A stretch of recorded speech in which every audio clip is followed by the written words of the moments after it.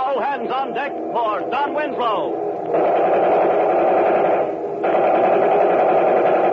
Stand by for action. Stand by for adventure. Stand by for Don Winslow of the Navy, brought to you Monday through Friday each week by the makers of delicious Post Toasties.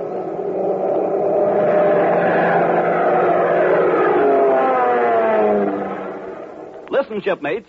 Listen to the voices of Uncle Sam's great naval bases. These guns stand ready for battle. San Diego.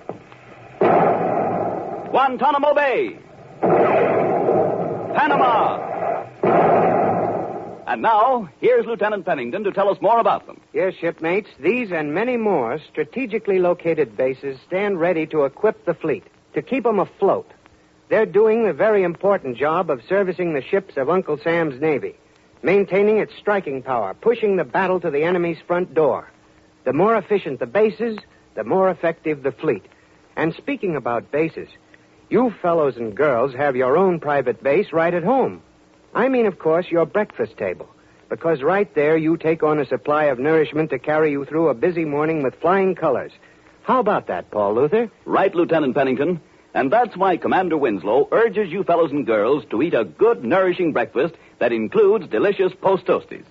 Post Toasties are rich in the food energy you need to help yourself be a winner. You know, every serving of crispy Post Toasties gives you valuable whole grain nourishment. Nourishment you ought to have every day to really keep in A1 shape. Important vitamin B1 is included, and that's really the nerve and energy vitamins we all need daily. And one mighty good place to get a generous start on your daily needs of vitamin B1 is by enjoying a heaping bowl full of delicious Post Toasties with milk or cream and maybe some fruit on top. You've got something there, Paul. But don't forget, Post Toasties are really swell eating.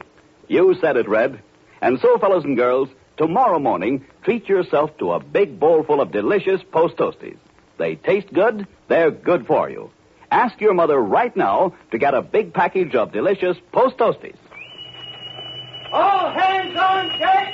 Yes, shipmates, all hands on deck for our story. Don and Red have received their orders from Admiral Warburton.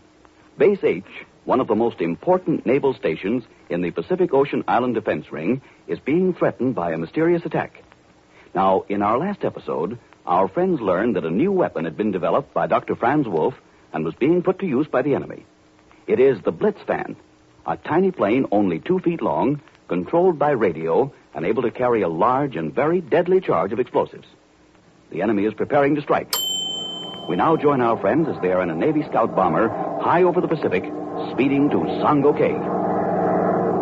Say, Don, how far out are we? We left San Diego about 6 hours ago. We should reach Base H in 2 hours. Say, Red, this ship really performs. Yeah, they really put together some swell planes for the Navy, don't they, Don? This Douglas Devastator is one of the best dive bombers in the world. You said it, fella. And it proved its worth in the Battle of Midway, and our attacks on the bases in the Marshall Islands.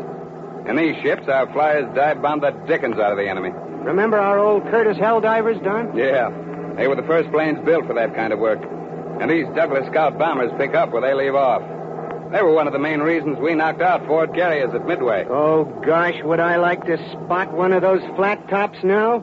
We'd really give them a massage. Save your energy, Red. You're going to need it when we get to Sango Cay. Our work is really cut out for us this time. Yeah, did you get that map of the island from the Admiral? Oh, yeah. It's in that side pocket if you want to look at it. Thanks. But gosh, when you think of all the water around Sango Cay, and that the 2-man subs could be anywhere in the ocean ready to send out those Blitzfans, what a headache. Yes, it is, Red. But not quite as big as you're making it. Oh, no? No. Von Koloff has sure thought of everything. Using the submarines, the Blitzfans can come from half a dozen different directions. I know, but there's one flaw in his plan, Red.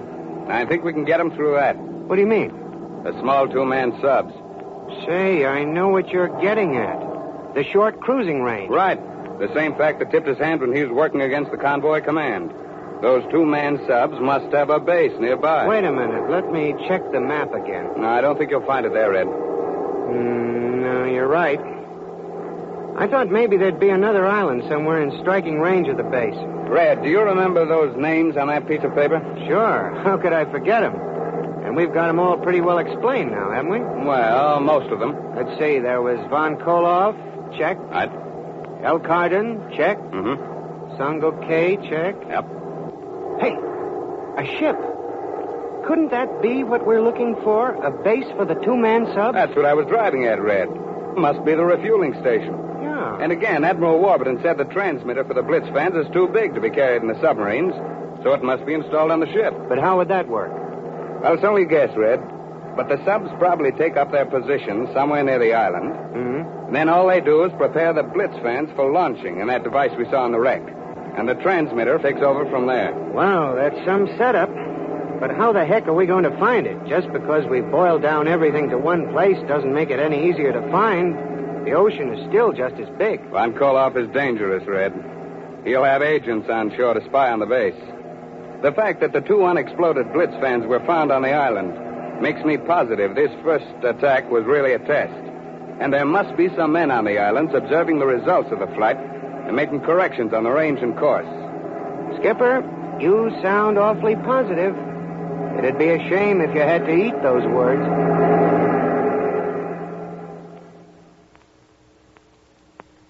Red sounds very pessimistic, but deep in his heart he realizes that Don's theory is logical, and he's prepared to go anywhere and fight anything under his buddy's leadership. Meanwhile, on the island of Sango Cay, a message is being flashed out to sea. It is being picked up by our friend's mortal enemy, the spy chief Von Koloff. This is Joseph reporting here on Koloff from position 3, Sango Cay. Yeah, go ahead, Joseph.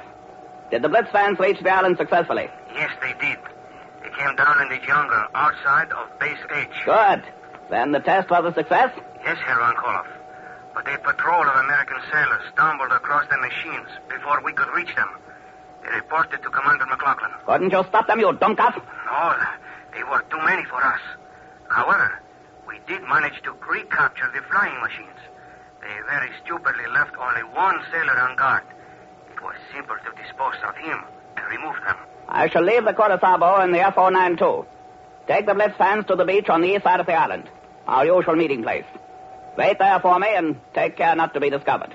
The recognition signal will be the same? Yes. I shall arrive sometime around midnight. Do not fail to be there. You can rely on me, Herr Von Koloff. Another thing. We have launched another Blitzfan. This time with a full load of explosives. Be prepared to give me a full report on the result. Signing off. This will be the greatest success of my life. Those stupid fools, Winslow and Pennington, thinking they could stop me. The destruction of Base H will show them.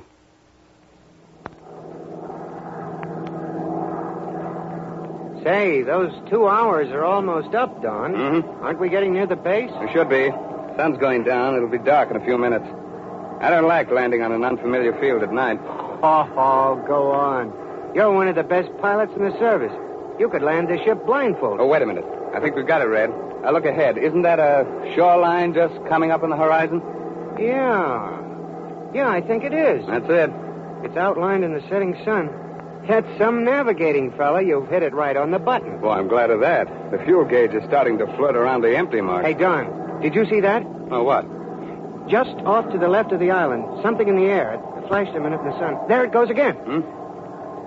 Yeah, I got it, Red. That's strange. It isn't a plane. Well, what do you suppose it is? Only one way to find out. Hang on.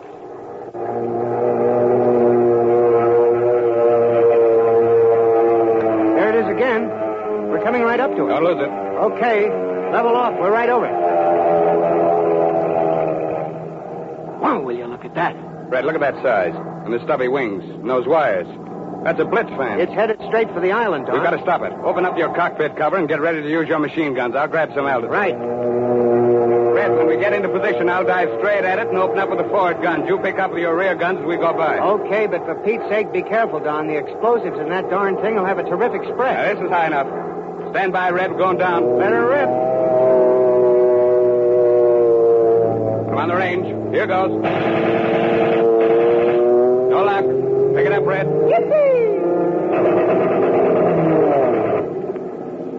This will get it. Look out, Don. Hold on. Don't lose control. The elevators. And the rudder don't answer. Oh, they've been ripped to pieces. We're going down. Hang on. We're too low to jump.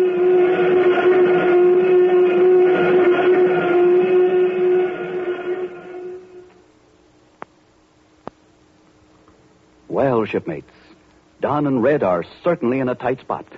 The concussion of the exploding Blitzfan has wrecked their tail controls, and they're too low to use their parachutes. How can they get down safely? Shipmates, you want to be ready, willing, and able to give your best. So make up your mind right now to follow the sensible rules we've told you about. Get lots of sleep, out-of-door exercise, and eat good, nourishing food. At breakfast, Don Winslow says Post Toasties are his own special favorite because Post Toasties are swell to eat, and they really stay crisp longer in milk or cream. These delicious flakes are toasted in a special way so that dozens of tiny bubbles of golden goodness pop right out on every delicious flake. And these little bubbles mean that Post Toasties are extra crisp. They stay crisp longer in milk or cream. Compare Post Toasties with any ordinary cornflake and see for yourself the difference. You'll agree that Post Toasties really are crisper and stay crisp longer than any other cornflakes you've ever eaten. Ask your mother for Post Toasties right now. Well, fellows and girls, in their new adventure, Don and Red have already come up against the work of the enemy. They have succeeded in destroying a Blitzfan, but their plane is in desperate trouble. So don't miss next Monday's thrilling episode. Be on deck, same time, same station, same call to action. All hands on deck for Don Winslow. All hands on deck. All hands on deck. Don Winslow of the Navy is presented Mondays through Fridays by the makers of nourishing Post Toasties, the delicious cornflakes that stay crisp longer in milk. This program came to you from New York. This is the Blue Network.